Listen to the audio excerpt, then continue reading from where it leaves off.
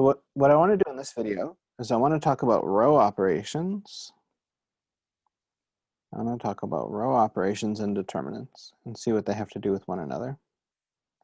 And what I'm going to do is I'm going to start with a matrix. Let's start with a matrix that's really easy to find the determinant. Let's just say 1, 2, 3, 4.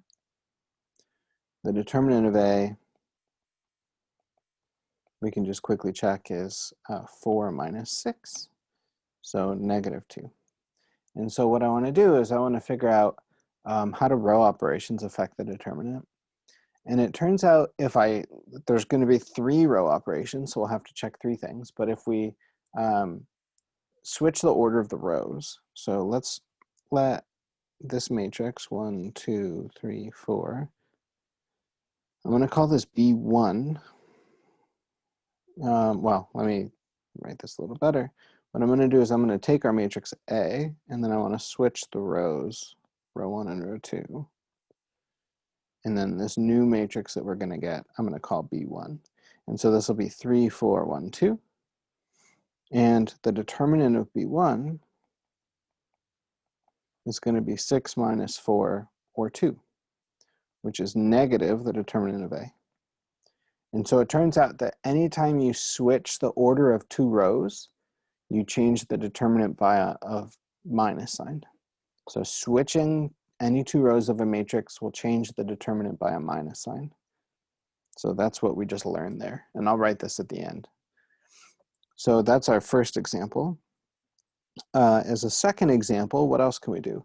Well, let's take some row and multiply by a number. So let's look at, let's take the matrix 1, 2, 3, 4. And what I'm going to do is I'm going to change row 1 to be 5 row 1. So we're going to multiply by 5. So that's going to be 5, 10. The second column we haven't changed, it's still 3, 4. And then we're going to call this matrix B1. And so the determinant of B1, I'm sorry, we'll call this B1 is taken. We'll call this B2. And the determinant of B2 is going to be 5 times 4.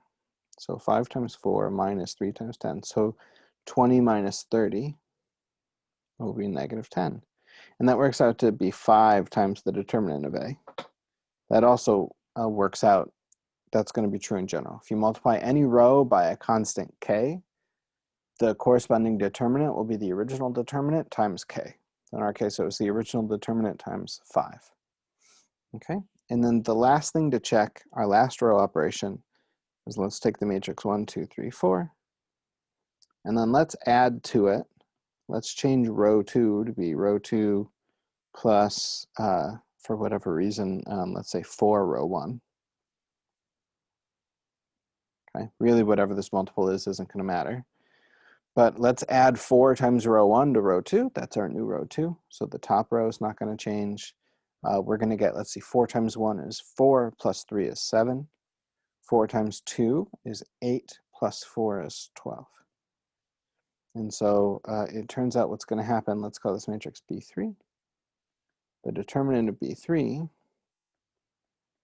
is going to be 12 minus 14, which is -2. And that's, of course, the determinant of A. So it turns out that adding a multiple of one row to another is not going to affect the determinant. Okay, so we have 3 row operations. So if B is obtained from A by one of the following. So let's start with by switching 2 rows.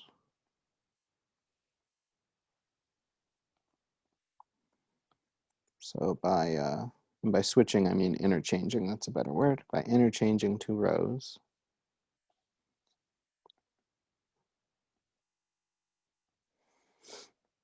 Then the determinant of B and the determinant of A will be equal up to a minus sign. Okay, so the determinant of B will be minus the determinant of A. If B is obtained from A by multiplying a row by k, then the determinant of B is equal to k times the determinant of A. So I always think about it in these terms. The new matrix that we get is going to be K times the determinant of the old matrix. So the determinant of the new matrix is K times the determinant of the old matrix.